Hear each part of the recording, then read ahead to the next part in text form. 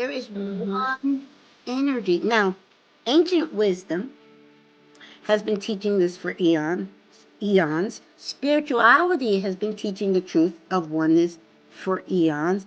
Now, even quantum physics for the last 120 years, it's not new.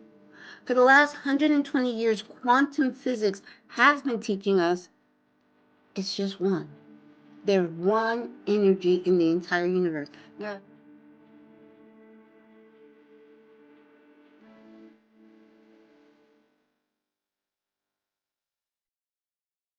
Welcome to the Light the Day podcast, where we explore spiritually transformative experiences. I'm your host, Julie Cluff, and I'm super excited to be here with you today. And I'm thankful for your comments and your likes and your shares. Like, it's just a remarkable community that we've built here. And I'm so thankful for all of you who are here and listening. And today, I'm very excited to introduce you to Caroline Chang. Hi. Hi, hi, Caroline. How are Julie. you? Julie. We were just talking about names, and I said, Yeah. Julie. Thank you so much for having me on. I love sharing.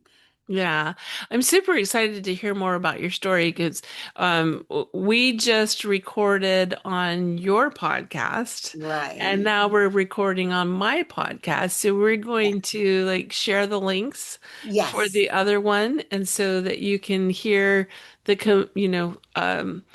can hear the whole thing. The whole thing. Yeah. Put them together. Listen to them back to back, just how we're recording them. Yeah, exactly. Exactly. Yeah. We haven't changed. We're still Yeah. wearing the same thing. Same So yeah, clothes. if you Yes. want to hear the beginning of Same the conversation, background. Yes. yeah, if you want to Same hear the beginning everything. of the conversation, we'll link you over to Caroline's podcast so you can watch that one too. But Yes. Caroline, Yes. before we get started on this conversation, will you share just a little bit about who you are and Yes. what you do? Yes.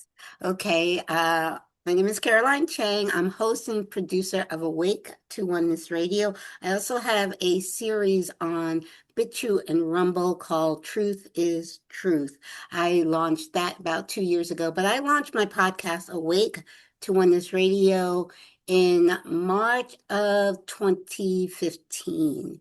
And that Wow. was the inspiration for Awake to Oneness Radio started 6 months after the transition of my son Kyle, who transitioned at the age of 29 in July of 2014. So I'll start from when I was young. When I was very young, my parents sent me to Catholic school, me and my brother to Catholic school. Now, we never became Catholic. They sent us to Catholic school because they wanted us to get a better education.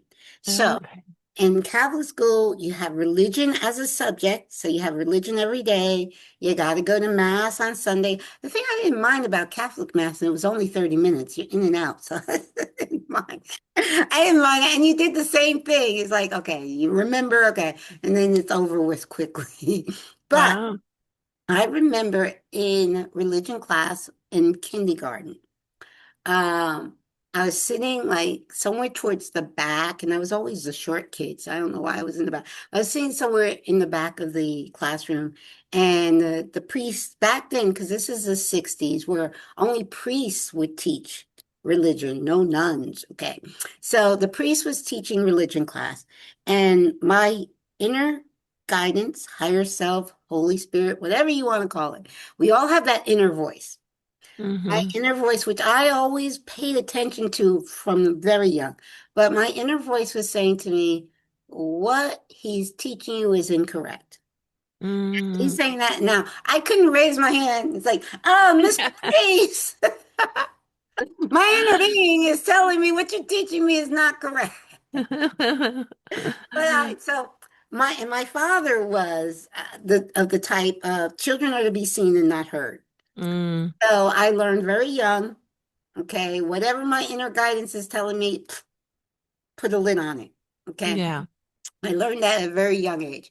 And so I said to myself at a very young age, okay, adults have no clue what they're talking about.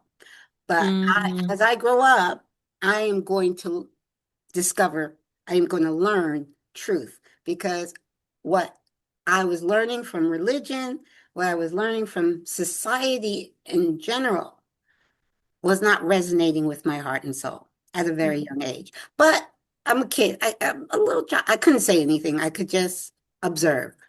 And so that's what I did.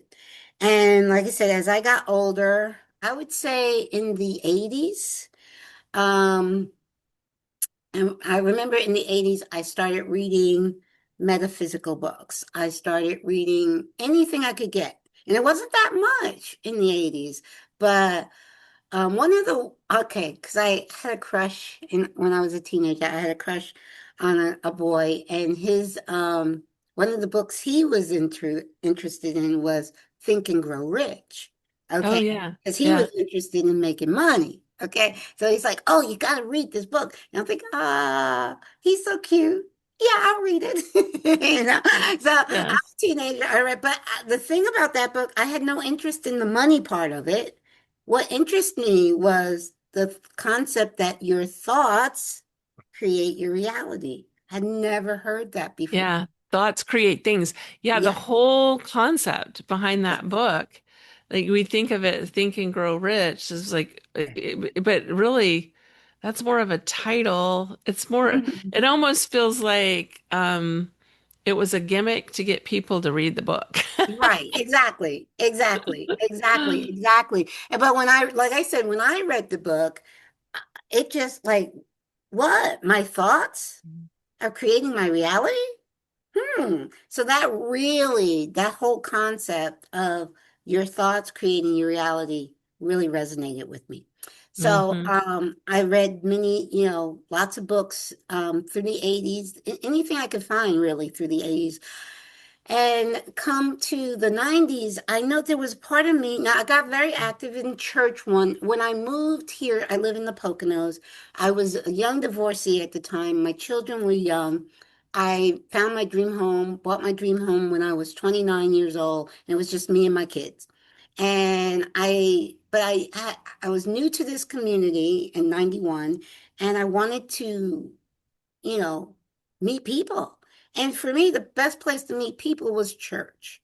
So I got very active in church, not because the message, the sermon resonated with me. It didn't. Still didn't. That whole religion did not resonate with me. But it was a place where my kids got to meet. I met really nice people in church, Hmm. and my kids got to meet. And I threw myself into church and volunteered. I was really good with media. I was a media specialist. I just volunteered. And I really enjoyed that time. But my inner being again never stopped talking to me. My inner being said to me that you're missing, you're getting it, you're slowly getting it, you're understanding slowly but surely, you're understanding truth, but you're missing one big thing. That was my inner guidance saying, you're missing an important piece. And it's Interesting. that missing piece that I was like, okay, once I get this missing piece. So that was in 2007. I watched a documentary film called What the Bleep Do We Know? Oh yeah. Okay, now it was one sentence. Now I watched the entire film. I not only I bought the original and the extended version, not realizing all I needed was the extended version because the extended version had the original in it plus more. But I watched the entire uh original movie and the entire extended version, but it was just one sentence that woke me up from the inside out. I don't know if you're familiar with Lynn McTaggart. She is not a scientist because there was a lot of science, quantum physics. The movie is about quantum physics, and there's a lot of scientists in the movie. Um, but Lynn was a journalist, and she said this one quote. The biggest problem in the world is the illusion of separation. Mm. When she said that, something woke up inside of me. It was here. It wasn't here. It wasn't, oh, yeah, no, it wasn't here at all. It was here. It was that missing piece. It was, yes, we Yeah. are all one. We are all one with each other. We are all one with all that is God's source, universe, whatever name you have for all that is. When there is no separation, there is Hmm. one energy. Now, ancient wisdom has been teaching this for eons. Spirituality has been teaching the truth of oneness for eons. Now, even quantum physics for the last 120 years, it's not new. For the last 120 years, quantum physics has been teaching us it's just one. There's one energy in the entire universe. Now, another key to my awakening happened in seventh grade. In seventh grade science class, we were studying atoms and molecules. And I'll never forget my science teacher, and I was sitting right in the front, and he was standing right by my desk. I'll never forget my science teacher saying, "We do not live in a solid world." And I wanted to say, "What you talking about, Willis?" I don't know if you were in that show. Right, right. It's I like we yeah. put our hands on the desk, Yeah, we yeah, feel the yeah, yeah, desk, we put yeah. our, I yeah, wanted, yeah. like of course it's You have to physical, be of my course it's age to solid. get that reference. What you talking about, Willis? Because it's from a TV. Yeah, But we come from yeah, a similar decade, and so okay, I understand all of your references. I okay. used to tell people all the time, I was living the Friday night movie of the week because there Mm-hmm, was so many complications and crazy things that happened during mm-hmm. my first marriage that felt Right, like it was just so unsettling and so right. many things that happened, with my brother's passing, and I was Mm-hmm. living the Friday night movie of the week. I can't use that reference anymore because people don't know what I'm talking about. I get what you're saying. But anyway, so when my science teacher said that, I was like, and he's like standing right there. I'm like, what is he talking? What is he drinking? What is he smoking? But he's like, you put anything, and it's this simple. It's so simple. You put anything under a high-powered microscope, what do you see? You see these tiny particles that we call atoms, and they're moving. They're not still. They're not static, and they're not touching each other. In truth, if you magnify it, and this is what it showed in the what the bleep, if you magnify it, it's like those molecules are so far apart. There is nothing. So you put a piece of wood under a high-powered microscope, all you're going to see are these tiny moving particles called atoms, okay? And they're not touching, they're moving. So that's telling you that piece of wood has life in it. There's movement, that energy, that one Mm, energy of that one source energy is in there.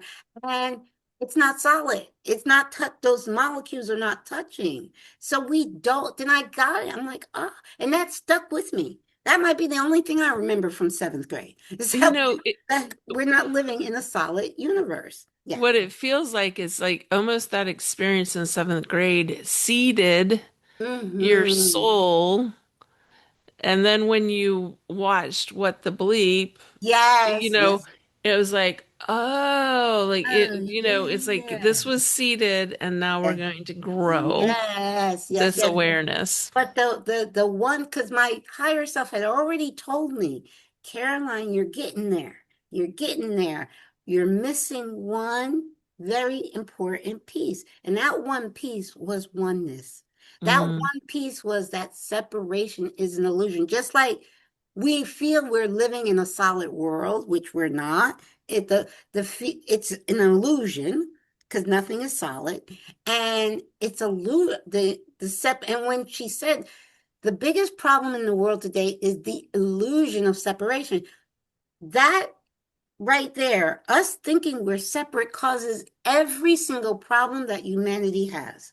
We feel like, okay, those people over there are separate from us, so we could go bomb them. Okay, right, right. separate from us. Yes, Othering people. Yeah. yes, other people, they're separate. I can hurt that person because that person's separate from me. That person, Yeah. we're all one with all that is God, source, whatever name you have for God. We're It's all like we're one. on the thumb and we see Yeah. somebody on the finger and we think we Right. can on the Right. pinky and we can Right. Right. harm that, Right. Because but we're we not don't going to hurt. recognize Because it's we're all the not. same. Yeah. Right. We're not recognizing that by hurting our pinky, we're hurting ourselves and God, that all that is. Because that, I don't want to separate the part that we're all one with God and Hmm. all one with each other. And that was my missing piece. And once I got that, every question I ever had made sense.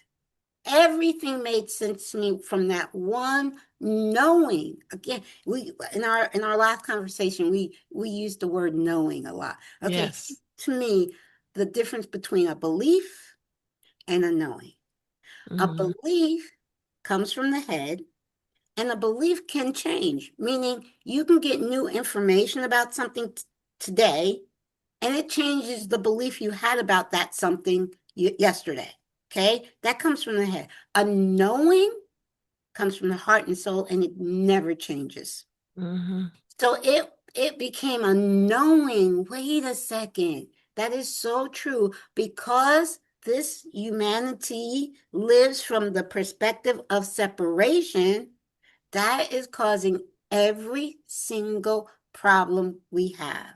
Once humanity as a whole awakens to unity consciousness, because what we're living now is we're living in separation consciousness. Once Hmm. we awaken to the truth of unity consciousness that we're all one, we're not going to we're not going to hurt an animal, we're not going to hurt another human being. We're going to have love and unconditional love, unconditional respect, unconditional forgiveness, regardless of what they did. Because we talked about this in our other show, that we talked about that we're creating this as Yeah. creator beings. We're what that person just did to hurt us. We had a soul agreement with that person to do that. We don't, and you know what you and I have both been through with our children being in spirit. We had a soul agreement for that. We Everything that happens is by soul agreement. You know, it can't happen unless it was by soul agreement. Because Well, there. and that's what's so hard is from our perspective here, where we have this sense of separateness, even though Mhm. it's not separate, but we have this sense of separateness. We're not remembering those soul agreements. Of You know, course. most people aren't Right. remembering the soul agreements. And so in not remembering the soul agreements, we feel like things are happening to us To us, instead right. of for us and And with actually us. through us. Things are Yeah, not happening to us. Things are happening through us. through It us. Yeah. starts from inside. So We it just feels like there's no consent, and yet yeah. there is at a Yes. higher level. Yeah. Before our birth. The best book, and I don't know if you've ever read it. I bought this book for my grandson, and I read it to him when he was very young. He's 16 now, but when he was young, it is, oh goodness, I know the book. Wait This, a are you second. talking about the Neil Donald Walsh, No, right. The Little The Soul in the Star? Sun. The Little Yeah. Soul in the Sun by Neil Donald Walsh is a children's book. It's where the Yeah. soul is asking another soul, okay, I'm going to Earth. Okay, I want you to come, and I want you to be really mean to me when you come. And the other soul is like, I don't want to do that. But it's like, please do that. I need you. I need you to be mean to me so I can remember who I am. Hmm. Everything say, all of the bad, negative stuff that goes on in our lives are there for us to wake up and remember who we are. Remember that we designed it. We created this life experience for a sole reason because, first of all, we've lived hundreds of thousands of lifetimes. Life is eternal. And we choose. Okay, I want that couple to be my parents. I want that situation, poor, rich, whatever. I want to look like we pick out our spacesuit. because this is nothing but a spacesuit. I was like, okay, okay, what color dress do I want to wear today? Okay, I'll take that color. We All those decided all of it, circumstances. Like, all of it. if we look at the different areas that we grow up in, we look at the different religions that Yes, we either grow up in or don't grow up in, we look at the right. circumstances surrounding our life, like Hmm. all of those circumstances, like we chose, it's just like in our consciousness as adults, we choose like where we're going to live, and what Exactly. house and what city and so forth. It's as children, we think, oh, it's outside of us, but it's not Right. because we chose before we came who our parents are going to be, who our extended Yes, family is going to be, what those influences are going to exactly. be. So there's times when I look at my own life and I go, you know, I, I have maybe like resentment or Hmm. frustration that like I had this experience growing up or in even a religious background or something like Right. that. But then I have to just recognize, wait, I chose that. Yes, you did. I Yes, chose that. yes, you did. And even if it doesn't make sense to me now, Right. I can like integrate that idea that I chose that. So what did I learn from that experience? Exactly. Yes. Yeah. Yeah. Exactly. Exactly. We chose all of our challenges. The book that I'm writing, which will one day get published, is Life's Challenges Are Blessings in Disguise.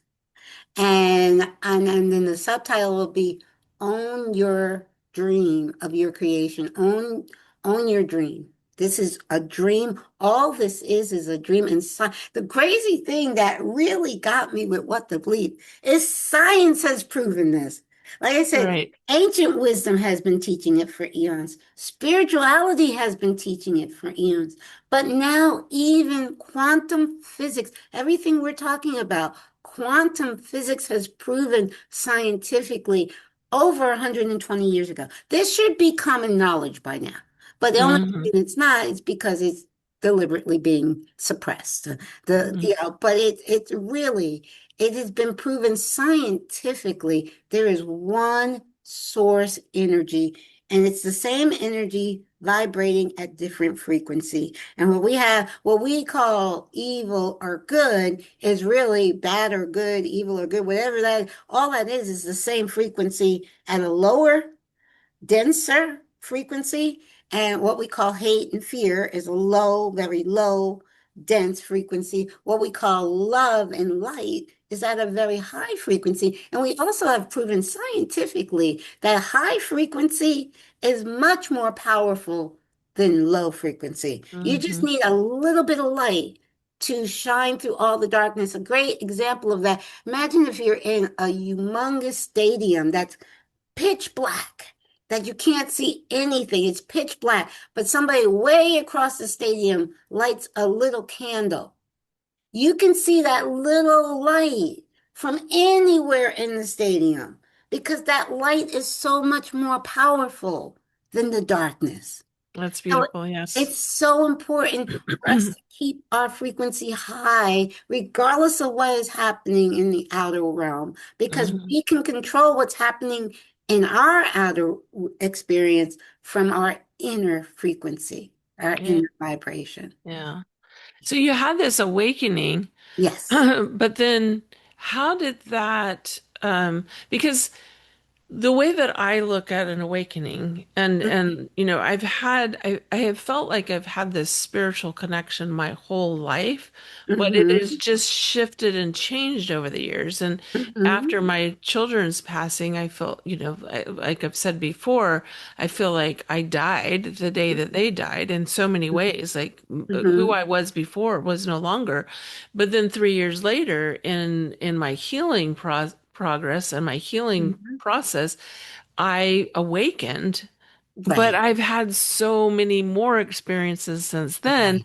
So it's Right. like this continuing ascension. Oh, So yes. I'm just curious how, and I think you mentioned it earlier, that, that you've had two children who've passed, and your Mm-hmm. son was the first to pass. Yes. And how did that experience influence your awakening or your experience in awakening? Right.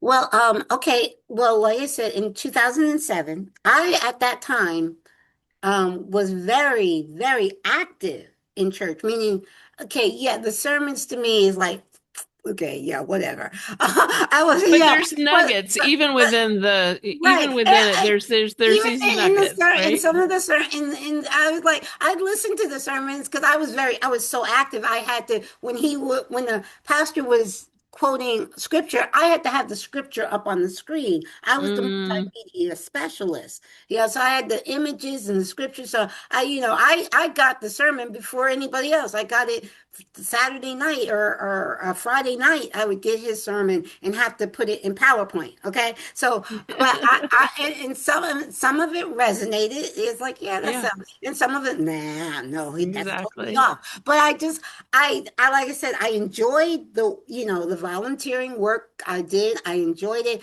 I enjoyed Community. the camaraderie. So when I had my spiritual awakening, it was because my inner being, my higher self was saying, you need to get out of that, and I'm like, and I said, okay, I said to higher self, I'm like, but all my friends are in church. I did. Oh, And yeah, it's like, you're speaking my language. I okay, understand. okay. But you know what higher self said? Higher self said, if they're truly your friends, they will still be your friends after you leave. Hmm. And so it took me pretty much a good 6 months, 8 months to actually leave.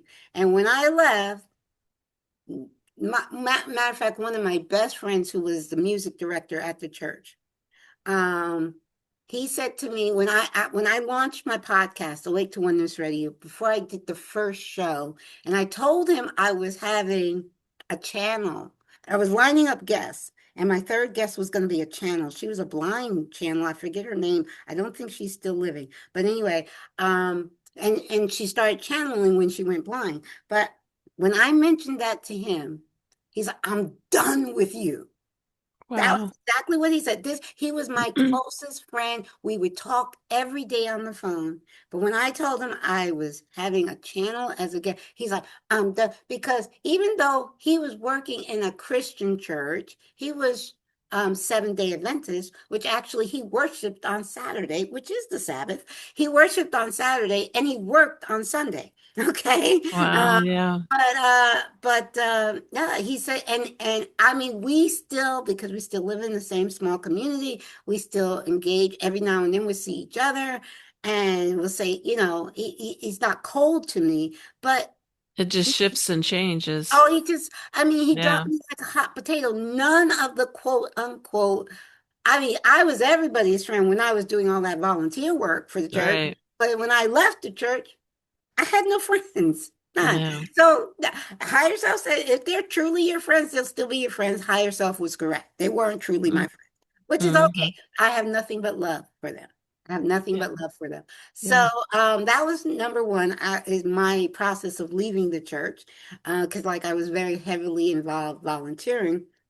And then after that, something you was when you were sharing before about your children and how higher self or our soul gives us like warnings, maybe you can say of what to come. Okay, I'll never forget both my kids, they were teenagers and me, and we were watching a movie. The three of us were watching a movie, and in that movie, a young person passed away, a male around early 20s passed away, and I believe they cremated him.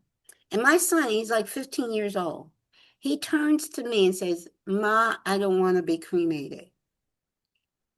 That when he said Wow. wait, when he said, not he was never ill, not he was as healthy, he was playing football as healthy as he could be. And he turns to me and says, Ma, I don't want to be cremated. I'm thinking to myself, I didn't say it. I'm thinking to myself, I'm the one to tell you this. I should be telling you I don't want to be cremated. And I do want to be cremated, by the way. But I'm the one that should be telling you that I didn't say this to him. But he turns to me and says this. His soul was speaking to me. His Hmm. soul knew he was going to leave. And like I said, this is long before he was ill. He was the healthiest kid playing football. You know, his soul was speaking to me. And you know what? I didn't remember that until the moment he passed. Wow. As soon as he passed, I remember him saying to me, Ma, I don't want to be cremated. Yeah. Yep, that was his soul speaking to me. And so in my book, like I'll share again with your audience, in this book, actually, this is a collection. I have a chapter in this book, We Touched Heaven. And the name of the chapter is that I wrote is My Miracle on 34th Street. Because in December of 2011, my son had been in 2011, early in 2011, my son had been diagnosed with congestive heart failure. And Wow. doctors had no clue. I did. Okay, as a mom, I knew exactly what went on. My son was born with a heart murmur, which is a hole in the heart. Mm-hmm. Doctors said when he was born, no worries, very common. It'll close by the time he's 2. No worries, no worries. Okay, I'm like, okay, no worries. And so, like I said, my son played football in high school. He had physicals to play football, no issues with his heart. I was, and people will find out, I am not big into Western medicine, and that happened naturally, organically. Now, I now know why I shouldn't be, but organically, um, my higher self told me they're not sick. They don't need to go to the doctor. So I didn't take them to doctors regularly unless they were sick and they were healthy, as healthy. Both my kids were Yeah. healthy as a horse. Yeah. And so, but when he was diagnosed at 26 years old with congestive heart failure, my mom's knowing and intuition said that hole did not close completely. And it was Mm. never detected on, like I said, his physicals would be at school for sports, Mm-hmm. and it was never detected. So at 26, and he's the only one in the family that picked up the bad habit of smoking, got Mm-hmm. from peer pressure, whatever. So he's smoking and whatnot, and not eating the healthiest, fast. Matter of fact, his first job was at Wendy's. And Mm. oh boy, my son was a pole, meaning just thin as he could be until he started working at Wendy's. And then, oh boy, eating those burgers, he just packed on the weight. So he put on weight really fast from fast food. He's smoking, not living in the healthiest lifestyle as a young adult. And at 26 years old, that whole, and the doctors, even doctors saying, we don't know what caused this. I know, I didn't say anything because I know as a mother what caused it. Okay, so that was early 2011. So by the Mm-hmm. end of 2011, we're talking December, he needed a heart transplant. He was medevaced from the Poconos to Philadelphia, which to one of the best hospitals in the country for heart transplants. So he was medevaced. They had him on life support for many weeks. I lived in the hospital because I lived 2 hours away. So I just lived in his ICU. He was in cardiac ICU room. I just lived there. That So made, can I yes, go ahead. so can I ask you something? So he was um in this coma waiting for a heart transplant? Well, Is no, that not no, because he was on the list. Actually, I don't even know if he was officially on the list for heart transplant at this time. His heart was so weak.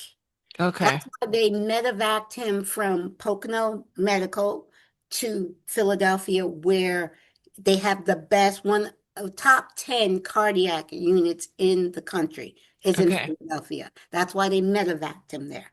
Okay, so they medevaced him. And when I got there, because I had to drive, they didn't let me go in Right. metal. Actually, one of my friend's husband drove me because I Yeah. was in no shape to drive myself. But when I got there, the first thing that they said is, "Oh, he's going to be fine. He's going to be fine." I'm thinking, Interesting. okay, whew, okay, he's going to be fine. Okay, so but after a week and me living, I just made a cot in his room, and I actually was taking so much better care of him than the nurses. He was Yeah.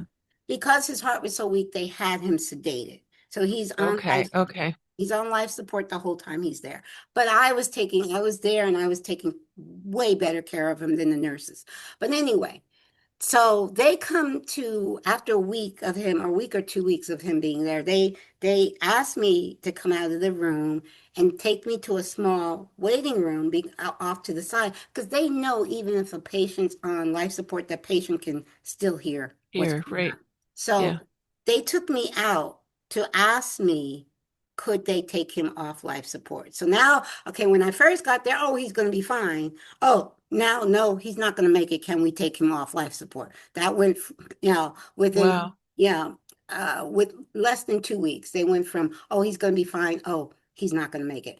Okay. Mm, And I said to myself, so see, this is after 2007. I'm like, I know who I am. I know I'm creating this. I know this. I'm thinking all of this. I'm not saying it to them. I'm like, I'm creating this. I know it, but I'm not going through this. I am not going to bury my son. I'm not saying that. I'm thinking it. So right. I said, no, no, no, no. I will not give you permission to take my son off life support. So I proceed to go because now I know this hospital. Just I like to get in exercise, so I'm up and down, walking through the halls, whatever. I knew there's a quiet waiting room about 2 or 3 floors above the floor he was on. I go to this quiet waiting room. Well, first I go to the pharmacy, get bottle of over-the-counter sleeping pills. I have a notepad. I write a suicide note. I take the whole bottle of sleeping pills. I was unconscious for at least 3 days. I remember, and this is a funny part. I think I wrote this in my chapter. It is funny because I remember a doctor shaking me awake in the ER. It was the ER. So somebody found me. They took me to the ER, and he's shaking me. And I guess, I'm just trying to take as many pills as I can at once. And I had a bottle of water. So some of the pills dropped on the floor or whatever. So, and they were blue. I remember that. He's holding up a blue pill. He's shaking me awake, and he's holding up the blue pill in front of me. He's saying, how many of these did you take? How many of these? And I thought that was the stupidest question. I'm serious. I thought that was I was like, I didn't count them. So full as I'm thinking, I'm clear as day as to what I'm saying. And I said to him, one. Because I'm thinking, you asked a stupid question, you're gonna get a stupid answer. And then I Mm, was out again. He shook me awake, and then I was out again. Then I woke up. The next thing I can remember, I was now in a different room. I think I was in ICU. So I was in ER, then I'm in ICU, and I can hear my brother and his wife in the room. Um, but a nurse had come to me because it's also a teaching hospital. And I guess hmm they had been asking me, they had a whole psych team with the teacher and students asking me questions while I'm half awake. But I kept saying, I don't want to be here. I shouldn't be here. I don't want to be here. And a nurse leaned over and whispered to me and said, don't keep saying that because they will commit you.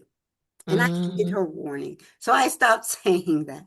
But another hmm thing I remember is clear as day is my son's doctor. He was at the foot of my bed while I was in ICU. He was at the foot of my bed and he said, Kyle needs you. And when he said that, I knew Kyle was still here.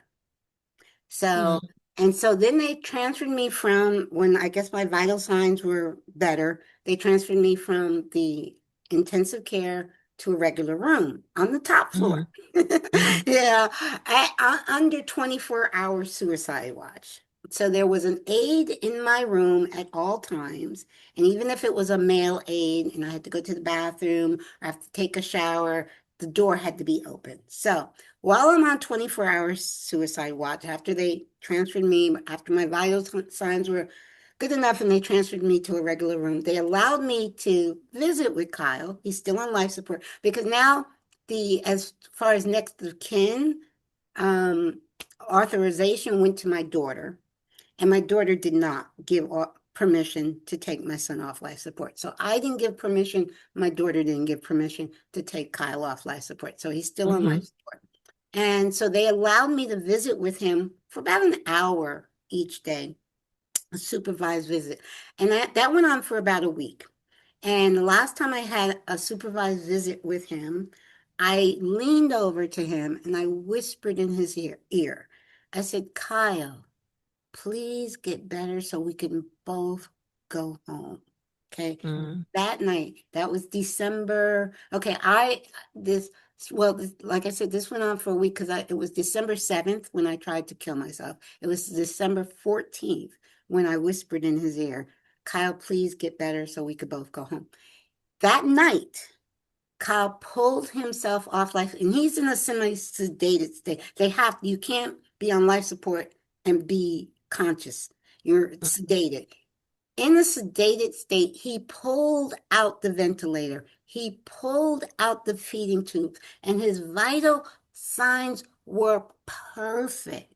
mm, That same doctor that had said to me, Kyle needs you, that same doctor said to me, it was like he was never even sick.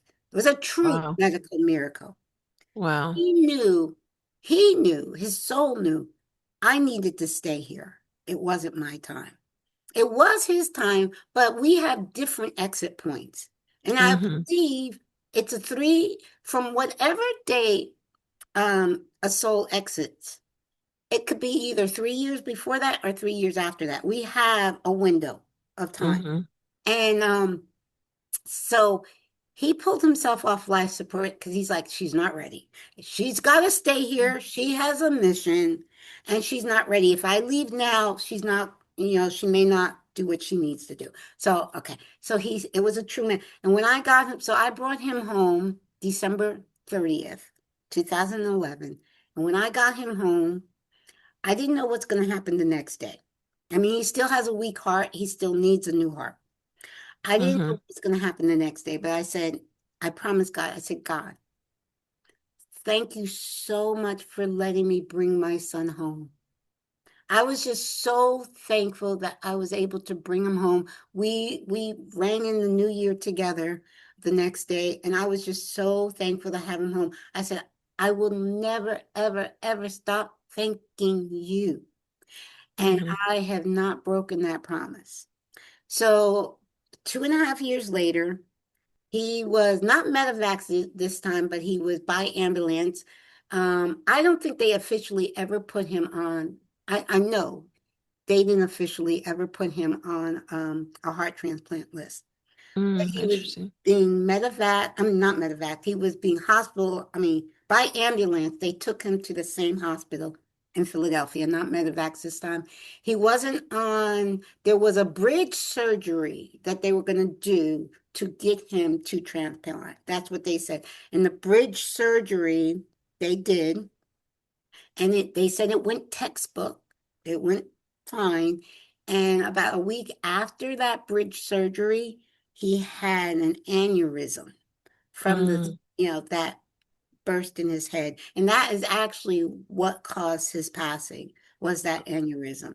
But the day before he passed, I was in his room. He was unconscious, again on life support, unconscious. But the day before he passed, he came conscious and he grabbed my hand and squeezed it like he was saying bye, mom. And that night I knew he was gone. I knew that he was still on life support and the machines was keeping his body alive, right. but I knew he was gone. His I, spirit had I, exited. I knew Yeah. his spirit had gone. I knew he was gone. And so the next that the day after he squeezed my hand, and after that night when I knew he was gone, and they asked again, can they take him? Same hospital. They Mm-hmm. asked again, can they? I said yes, because I knew he was gone. So when Yeah. I knew he was gone, I said yes. Yeah. And um, I knew at the moment of his passing, he wasn't gone. He wasn't Right. going anywhere. I Yeah. knew it was his time. I knew it was a soul plan that he and I had made together. These are the Mm-hmm. three things I knew, and I was at complete peace when he transitioned. Mm-hmm. Wow. Yeah. Wow. And I know that you've continued to have a beautiful relationship with him since Yes. then. Yeah. Yes, yes, And yes, you yes. started your podcast 6 months after his passing. I got Like, the inspiration, and because he passed in July. For a matter of fact, oh, I wanted to mention because you were talking about how I know your children passed on Mother's Day. right, Kyle passed on July 1st, which was like 4th of July weekend. right. And since his passing, up until 2020, things had to change after 2020. Up until 2020, every year I would have a humongous cookout celebration of life for 4th of July weekend, celebrating Kyle's life. I never grieved him. I always celebrated him. And anybody I that love that. knows me can tell you, I have always celebrated his life and his transition Yeah. on his Yeah. transition day. Yeah. And Yeah. on the podcast, on your podcast, when we were talking Mm-hmm. on that, you were talking about some other experiences that you've Right. had with a Yes. medium and so Yes. forth. So I really Yes. encourage everybody to go listen to Yes. that Yes. Yes. interview Yes. because you shared Yes. more details about some of Right. that as Well, well. and I'll share the link with you, can share with you. I have a 13-minute video on YouTube on my channel. I'll wait till when this radio, a 13-minute video of all the physical evidence my son has given me. Now, Kyle has given me, I have his voice from spirit. I Yeah. And have that's part of what images. you shared in the other. Yeah. Right. I have images. But here's the thing. Here's what I know. Kyle did this because he knows I know. He knows I know he's not gone. He wants to prove to the world he's not Yeah. gone. That is why Kyle has given me so much physical evidence from the other side. And it wasn't easy. Suzanne had said to me, it was not easy what he did to come through like that. Not Yeah. Yeah, easy for at all. sure. Yeah. Yeah. For sure. I'm Yeah. just always amazed when I'm doing readings and, Mhm. and, to your point, like you're talking about the illusion of separation and the Right. oneness, Yeah. the reason we're able to connect with the other Right. side, you're able to connect with your son, I'm able to connect with my kids, my brother, my, Right. clients that come in, and I'm Right. all of a sudden know things about their relatives who have transitioned that I should never know. Like, Right.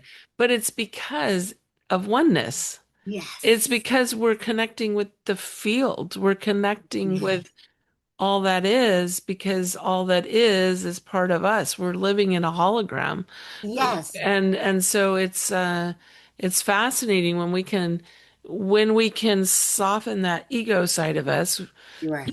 I mean, in physical form, Yes. it's not that we ever leave, excuse me, Mhm. it's That's not that we ever leave ego completely behind as right. much as it is we soften it, Mm-hmm. and then we're able to plug in to the all that is, Right. the oneness of spirit, of reality. Yeah. Well, I say with because the ego gets a bad rap. The ego Hmm. is everything is necessary. The ego is here to protect this spacesuit. Yep. When we're in spirit, we do not have ego. Okay. Yeah. Here, the ego is here to protect this. To the ego, that this spacesuit is all there is. So we Hmm. have to protect it at all costs. That comes from here. That comes from the mind. But we need it. We need it. So, like I said to you before, I put it in the passenger seat, and sometimes Hmm. I tell it to get to the back seat. I just never let it drive the car. Hmm. Okay? I have to let my heart and soul drive the car and let Hmm. ego and my mind take the back seat in my life. Yeah. Yeah. Well, and with all of the ascension and with um the we're living in a world right now that has more of that higher dimensional energy in it Yes. than was there 20 years ago or 50 Yes. years ago. Like, I've Yes. been on this earth for over 60 years, Okay. and in that space of being here for over 60 years, you have some history to like reflect on. Exactly. And you feel and sense the difference, and you see how time has shifted and changed, and you see how the world has shifted and changed, and Right. you can't deny Yes. So I'm curious, as you think about it, because I Hmm. think uh, you've had some similar, like we've Yes. had some conversation about references that we're both Yes. very familiar with from our Right. Well, childhood in I've the been here over 60s, right? 60 years. I turned 64 in January. I So, was gonna say like some of the references that you're like we've got to be almost the yes. same age. So Yes. I'm almost a year older than you, Okay. but And I that's we never we look good for 60. we do. We're doing okay. We're We're doing doing okay. great. But Yeah. yeah, so it's like when you have that kind of perspective and you can see Yeah. how the world has shifted and changed Yeah. in a lot of beautiful ways and a lot of like not so beautiful ways. Hmm. But Right. we are creating this and it's and I just love everything that you've shared here because we are creating our reality Yes. and is we can listen to messages that talk about like we're going to go through some really hard times. We've already gone through some hard times. More hard times are coming. To kind of let go of the old structure of the Hmm. third dimensional to Right. move more and more into like the fifth dimensional energy. Right. Right. But also we're creating our own reality. Exactly. So each Yes. individual Rachel. I look back on like 2007, 2008, and I know those Mhm. were really challenging years for Yes. people. Yes. What's fascinating is that you mentioned your awakening was in 2007. My Yeah. kids passed in 2007. 2007. Yeah. And Mm-hmm. I'm hearing those years over and over again from people, like they were very Mm-hmm. significant for people. Mm-hmm. And Yes. that's I don't think there's an accident there. But then there was No. all these experiences that people were having in 2008 that I didn't Mm-hmm. actually experience Right. because I was over here having my grief experience. Right. So Well, let it's me like let to me me it points to this idea of like we're creating our own experiences. let me interject here because you have to listen to this because it was just posted. I don't know if you're familiar with Pam Gregory. Yeah, oh yeah, for sure. Well, you have to listen to the video she just posted because it's all about 2007, the end of 2007 to 2009, because we're Mm, coming, that is a very significant time I believe it. astrologically. Yep. But here's the thing, that exact period of that alignment of planets is happening again starting July 26th. That is why Mm, she's talking about it. She's like, remember what happened back in 2007 to 2009, because we're going back astrologically in that time in your life. So that that placement. is why astrology is very, it's a Yeah. science. Yeah. Astrology is a science. It's an advanced ancient science that people think is woo woo, but it's no. She's great. I listen to She's her all the amazing. Yeah. time. And Yeah. here's the thing: 8 bill. They say 8 billion. We'll just say there's 8 billion people on the planet. Okay, there's 8 billion different timelines, future timeline, because each person is creating their own future timeline in every now moment.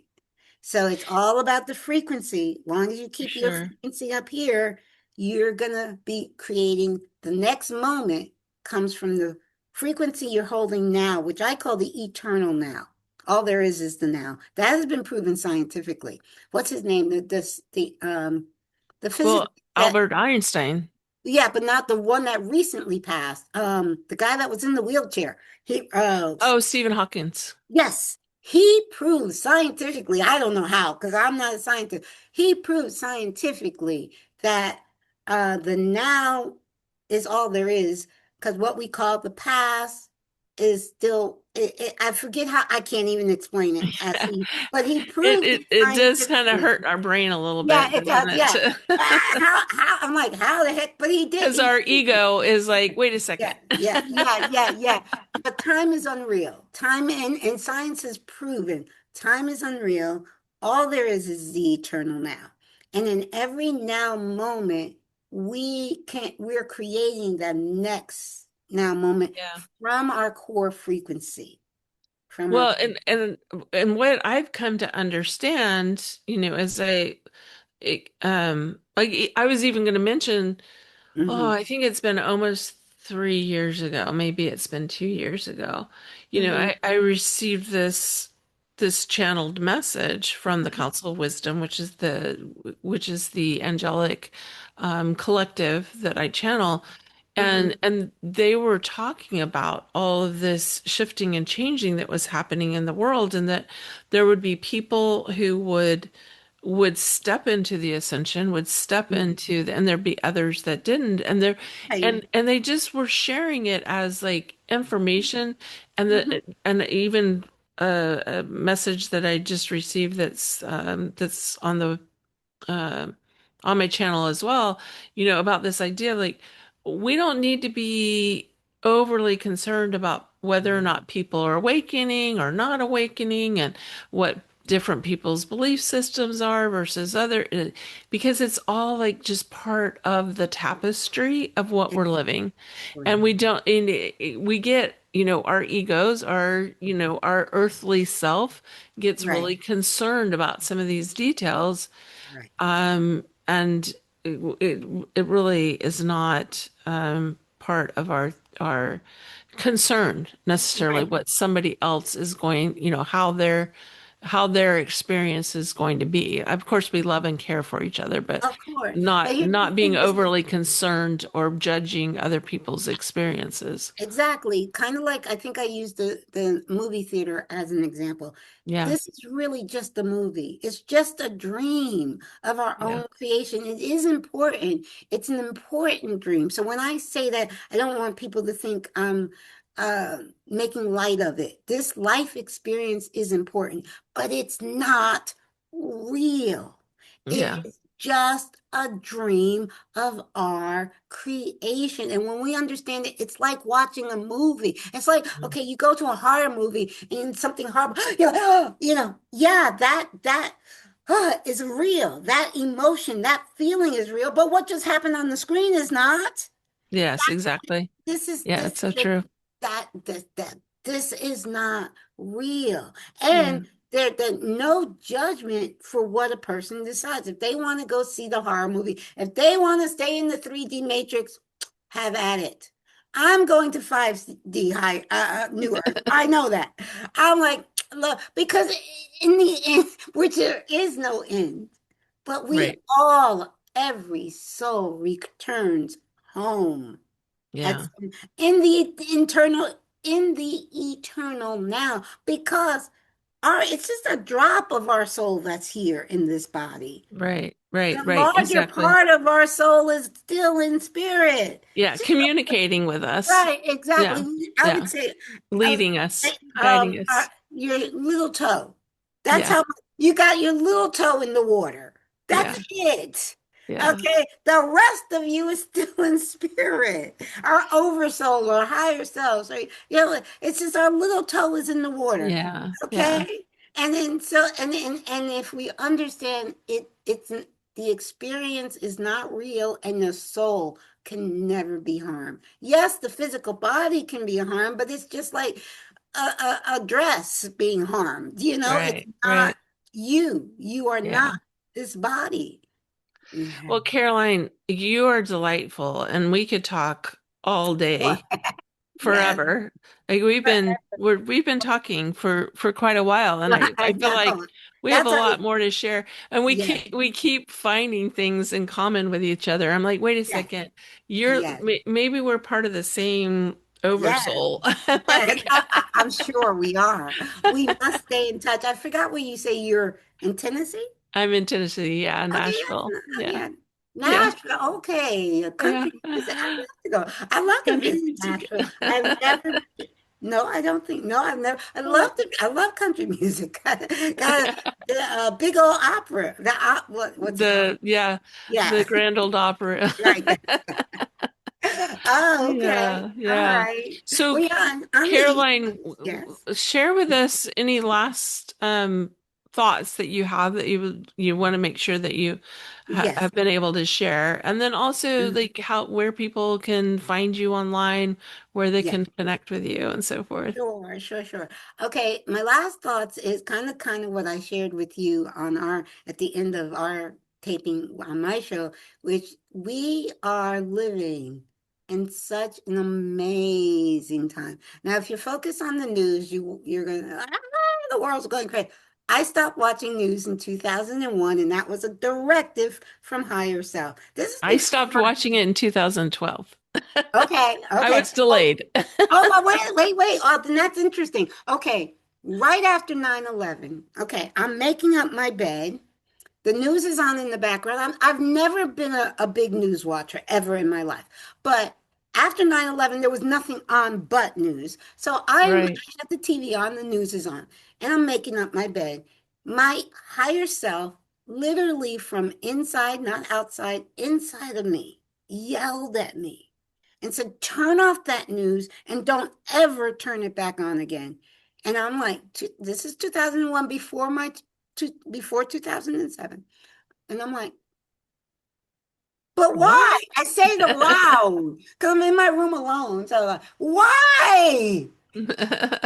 I've always, like I said, from the time I was very small, I've always been obedient to when I was a little kid, sometimes it'd get me in trouble. But anyway, so I walked over to that television. I turned off that news. I have not watched 1 second of mainstream news since 2001. Now in 2012, on the anniversary of 9/11, higher self told me, now go on YouTube. And this is before YouTube was owned by Google. Now go on YouTube and see what actually happened that day. And I was obedient. And then I Mm, understood exactly why. My higher self told me to turn off that news and don't ever turn it back on again. yeah, yeah. So, but that's interesting. And I know I had Pam Gregory. We talked about Pam Gregory. I had her twice as a guest on my show, and she told me, and I because I had her on 2020 as a guest on my show, and she stopped watching the news in 2020.